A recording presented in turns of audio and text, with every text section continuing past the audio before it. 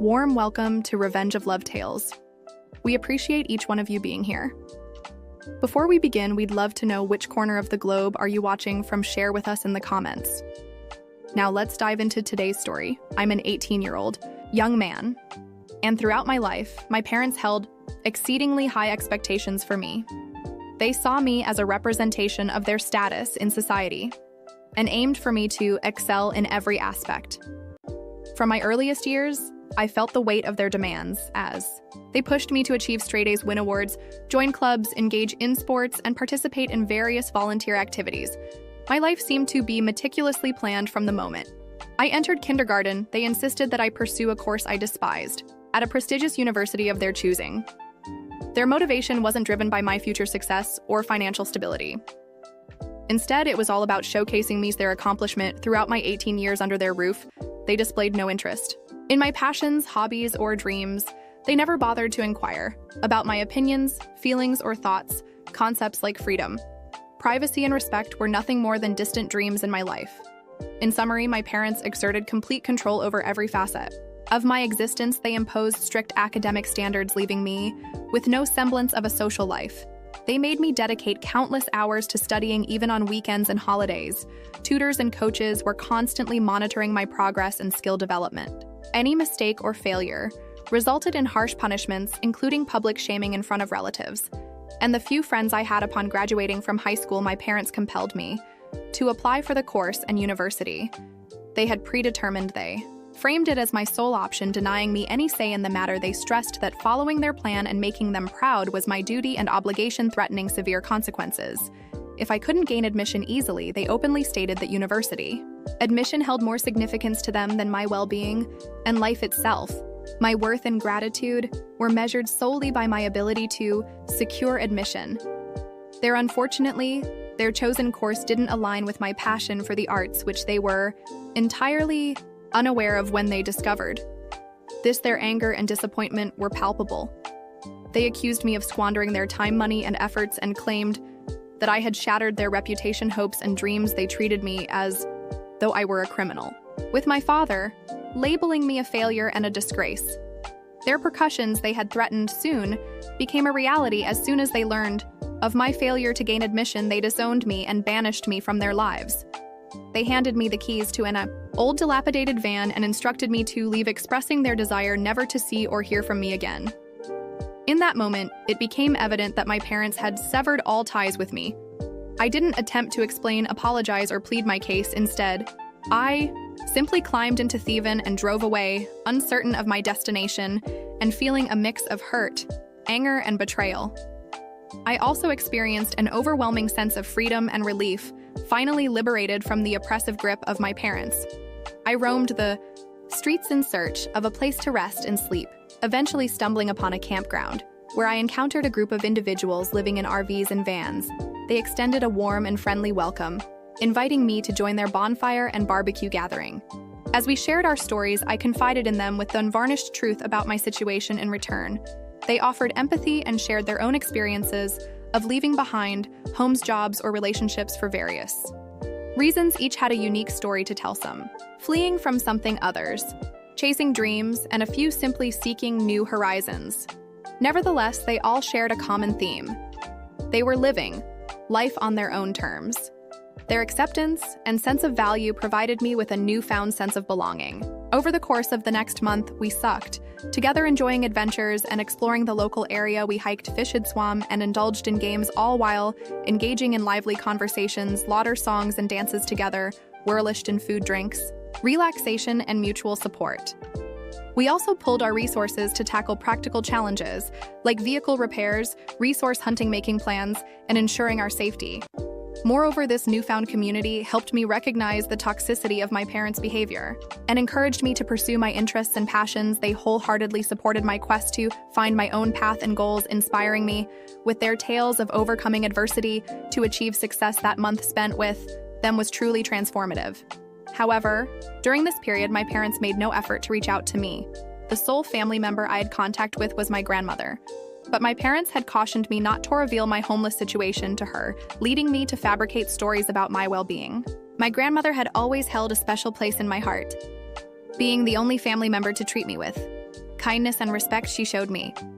Affection, gave me compliments, and stood up for me against my parents' harsh and unreasonable methods of raising me. She valiantly defended me from their cruel criticisms and unjust punishments, providing solace during my times of distress, despite residing apart from us. She financially supported my parents when they faced financial difficulties, frequently sending me money and supplies. She would call me at least once a week, and her spacious home always had a room set aside for me.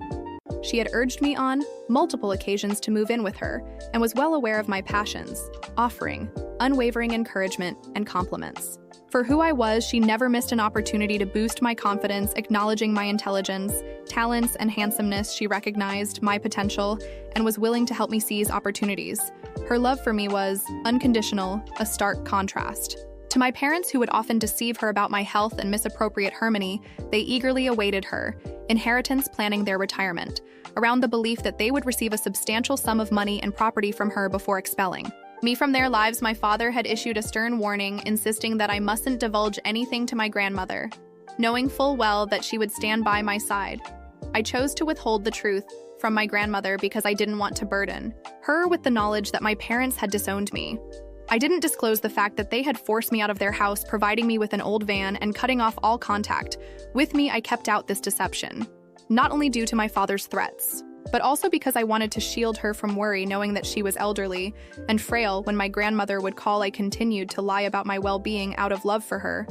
However, I realized that I couldn't deceive her indefinitely. After a month of living outside in Thieven and making new friends, I decided to come clean and share the truth with her. I mustered the courage to call her and confess everything that had transpired.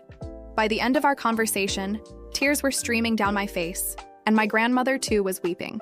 She did her best to console me and expressed her anger toward my parents, labeling them as heartless, selfish, ignorant, foolish, abusive, and neglectful. She immediately invited me to her home and insisted that I stay with her. Upon seeing me, she embraced me tightly, determined to care for and protect me. She even apologized for my parents' actions, but I was frightened to impose on her by staying in her home. She wouldn't hear of it and wouldn't let me leave first.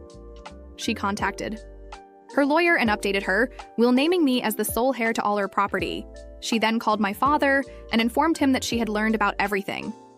Reading her will aloud to him, she declared that everything she owned belonged to me, and admonished them for their terrible mistake and shameful behavior. She made it clear that she would cut them off from her inheritance, which was a significant blow to my parents given their financial struggles and their reliance on my grandmother's wealth and property to maintain their lavish lifestyle and social standing. They had always expected to inherit everything from her upon her passing, and had taken her generosity for granted. Subsequently, my father reached out to me. Followed by my mother, they apologized, expressed regret for their actions, professed their love for me, and claimed to miss me. They wanted me to return home and promised to change. However, I saw through their intentions, recognizing that they were only trying to manipulate the situation to regain access to my grandmother's assets. In response, I laughed at their pleas and hung up the calls. I questioned whether I was being unreasonable for not granting my parents another chance despite my desire to continue my journey. My grandmother was opposed to it. She inquired about my academic aspirations and what I wanted to do with my life. My grandmother was well aware of my passion for art, so she suggested that I enroll in a community college in her locality. Despite my parents bombarding my phone with texts of apology, I hadn't made up my mind about forgiving them. My grandmother, however, made it clear that even if I chose to forgive them, she could never do the same for the harm they had caused me. 2 days ago, my mother sent me a photo of my father, claiming he was severely ill, but refusing to go to the hospital unless I visited him. Both my grandmother and I sensed deceit in her message, but we decided to investigate. My grandmother, accompanied by her lawyer, planned to drive to my parents' home if things went. She intended to intervene and rescue me. Following our plan, my grandmother visited my parents' home yesterday. Once inside, my mother snatched my phone and my father locked me in a room. I had instructed my grandmother to wait for my signal, but when she didn't hear from Mesh, bravely approached the house with her lawyer. Faced with no other choice, my parents had to open the door. My grandmother stepped in, saving me from their clutches, while leaving my parents attempted to defend themselves, but my grandmother silenced them with her resolve. She intends to take legal action against them.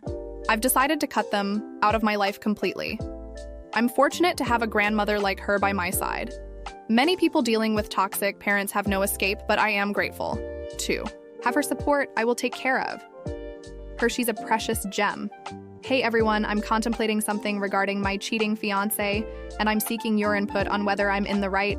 Let me share my story with you, so you can weigh in creating a throwaway account. For obvious reasons. I'm a 26-year-old male who decided to propose to my girlfriend.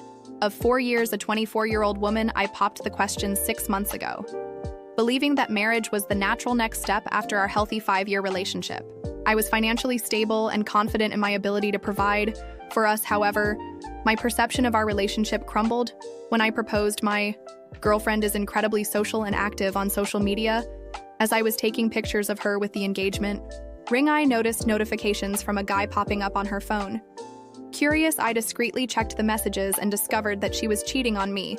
Based on their conversation, it was evident that she had been to his place multiple times and he was eerily anticipating her next visit. Although I'm not one to invade someone's privacy, I felt compelled to dig deeper. Considering her lack of tech-savvy skills, it was easy for me to access her laptop. She consistently used the same password for most of her accounts. Once I gained access to her laptop, and the revelations were shocking. I wasn't prepared for what I discovered. My ex had been frequenting a local sex club, which had led to her making a multitude of new friends who'd seemingly been more intimately involved with her than I had ever been at the time of my investigation. She was engaged in conversations with about 7 men from their exchanges. It was painfully clear that she had spent intimate moments with them. In many of these chats, she demeaned my performance in bed compared to theirs, claiming they were far superior. Reading those words shattered my heart. The person I had loved for the past 5 years had been cheating on me for the better part of 3 years. The weight of this realization hit me like a ton of bricks. I felt an overwhelming hatred for her, an emotion I couldn't adequately describe. I never thought I was capable of such intense feelings of loathing towards someone I'd loved so deeply. I couldn't believe I was entertaining thoughts of harm towards someone I still cared for. That's when I decided on a course of action. I wanted to inflict mental and emotional distress upon her. Perhaps this makes me a morally questionable person, but I was determined to make her suffer the consequences of her actions. I contemplated my decision, slept on it, and ultimately committed to the plan. Pretended that everything was normal between us. I knew about her infidelity, but I didn't let on that I was aware of her cheating. I put on a facade, acting as if everything was fine. We both lied to each other, and I observed her with a fake smile whenever I saw her enthusiastically chatting on her phone, all the while wondering if she was betraying me again. It was torment living with her, but I believed that my revenge would be worthwhile. The plan was straightforward. I had no intention of marrying her. I allowed her to meticulously plan the wedding, knowing full well that it would be a solo affair, since I had no intention of showing up. Accompanied her on trips to select wedding details, like flowers and decorations, though I had no intention of paying for anything. I even suggested that I would match her honeymoon expenses with whatever she spent on the wedding. She was delighted, naively unaware that she was racking up a significant bill. Her innocence brought a cynical smile to my face. Even in the face of this elaborate revenge plan, I understood that my actions were cruel. But in my mind, I believed she deserved it. I continued to monitor her affairs, and unsurprisingly, she was still engaging in infidelity. Knowing this made it easier for me to witness her financial downfall over a wedding she would be attending, alone with our wedding just 2 days away. I found myself experiencing a touch of stage fright. I couldn't help but question if I would be considered a bad person if I followed through with my plan. After all, she was still cheating on. Just 30 minutes ago, I confirmed that she was going to meet one of her partners at a bachelorette party. I had discussed my dilemma with my best man, and he believed that my actions were cruel when I could have simply broken up with her. Hello, everyone. I want to express my gratitude for your support and checking in on me. I didn't anticipate that you would appreciate my idea as much as you did. Your support means a lot to me. Now on to the update you've been waiting for. I decided to go with the suggestion a few of you provided in my direct messages, which was to expose her as the cheater she was. And so that's precisely what I did. I asked my best man to play a video containing all The screenshots of the chats I had gathered over the months along with those pictures, I included a brief explanatory message to ensure everyone understood that I would not be showing up for the wedding. I followed through with my revenge plan and told her that E would have an extended bachelor's party and return the night before the wedding. But we both knew I had no intention of returning. I didn't inform my family about this because my parents are close to her and I didn't want her to find out. Only my best man was privy to my decision not to attend the wedding. The wedding time approached. My phone was inundated with calls from both my parents and my cheating fiancé. She kept calling repeatedly until the calls abruptly stopped, presumably when the video was played in front of all the guests. Since then, I haven't received any calls from her, and my parents have tried to reach me once or twice, but I haven't answered. I'm reluctant to respond and be forced to explain why. I kept my struggles hidden from them. I stayed in touch with my best man who provided all the details about how the events unfolded. He described the humiliations she felt as the screenshots were displayed, revealing her texting someone other than me. I had anticipated feeling a sense of satisfaction upon hearing the news, but the emotions I experienced far exceeded my expectations. Hello, everyone. The past 2 days have been quite intense. I finally returned home, which used to be the apartment we shared. The first thing that struck me was the absence of her belongings. It turned out she had moved out during these past 2 days. She left numerous voicemails on my phone pleading for me to reconnect with her. In some, she sounded angry that I had abruptly exited her life without offering any closure. Yet in the same messages, she would break down begging for forgiveness for her betrayal. I recognized that her words were driven by her longing for the comfort of our relationship, but I couldn't bring myself to fall for her. Act again. I had devoted years to her, pouring my heart and soul into our relationship. What had I received in return? Heartbreak. I consider myself fortunate to have discovered her infidelity before marrying her, but it still pains me. I wish I hadn't found myself in this situation. In the following weeks, various events unfolded, and that's why I couldn't respond earlier. My ex decided she wanted me to cover all the expenses she had incurred for her wedding since she hadn't received any refunds and was displeased about it. She took me to court, and after weeks of not seeing each other, we finally faced each other. While I can't provide many details due to the ongoing court case, I didn't have to pay her a substantial amount. It was around 20% of what she had spent, and that was pretty much it. I had assumed that seeing her would evoke no emotions, but I was wrong. I felt terrible in her presence. I couldn't fathom how she thought it was acceptable to hurt me the way she did. I'd wanted her by my side forever, while she decided that sleeping with others was a preferable choice. Now somehow I was painted as the villain for seeking retribution. I don't comprehend why she views my decision to distance myself and not forgive her as wrong in my eyes. And in yours, I haven't committed a wrongdoing, and that's what truly matters. To me, honestly, this will be the final update I provide on this post. I have no desire to revisit the memories of this incident ever again. To the person offering advice, I appreciate your perspective, and you're right. I deserve better than what she has given me. As for exposing her secrets at the wedding, I've thought about it, but I've decided against it. I want to move past this chapter of my life. Everyone, thank you so much for tuning into today's stories.